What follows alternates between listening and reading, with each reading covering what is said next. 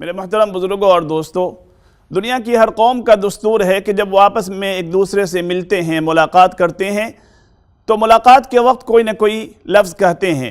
کوئی good morning کہتا ہے، کوئی ہیلو کہتا ہے، کوئی گڈ ایوننگ کہتا ہے، کوئی نمستے اور نمسکار کہتا ہے۔ لیکن اسلامی تعلیمات میں اللہ کے رسول صلی اللہ علیہ وسلم نے ہمیں السلام علیکم ورحمۃ اللہ وبرکاتہ سکھایا ہے، جو ان تمام کلمے میں سب سے زیادہ نمایاں، ممتاز اور نفع بخش۔ آپ نے اگر کسی سے گڈ مارننگ کہا، گڈ ایوننگ کہا، تو اس سے نہ آپ کا فائدہ ہوا نہ اس کا فائدہ ہوا، ملاقات کی صرف رسم ادا ہوئی۔ لیکن اگر آپ نے السلام علیکم ورحمۃ اللہ وبرکاتہ کہا تو آپ نے ان کو 3 بڑی اہم دعائیں دی: سلامتی ہو، اللہ کی رحمتیں ہو، برکتیں ہو۔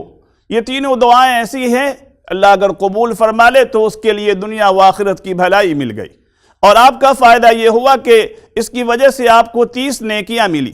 سوچئے کہ اتنا عظیم کلمہ اسلامی تعلیمات میں ہونے کے باوجود آج ہم لوگ خود بھی اور اپنے بچوں کو بھی سکھاتے ہیں کہ گڈ مارننگ کہیں، گڈ ایوننگ کہیں۔ کیا یہ اسلامی تعلیمات کی خلاف ورزی نہیں ہے؟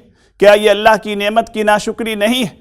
لہذا ہمیں اس سے بچنا چاہیے اور کوشش کرنی چاہیے کہ جب بھی کسی مسلمان سے ملاقات ہو، چاہے ہم پہچانتے ہوں نہیں پہچانتے ہوں، ہم بڑھ کے ان سے سلام کریں: السلام علیکم ورحمۃ اللہ وبرکاتہ، تاکہ ایک مسلمان کا حق بھی ادا ہو، ہمیں اجر بھی ملے اور اس کو دعائیں بھی ملے۔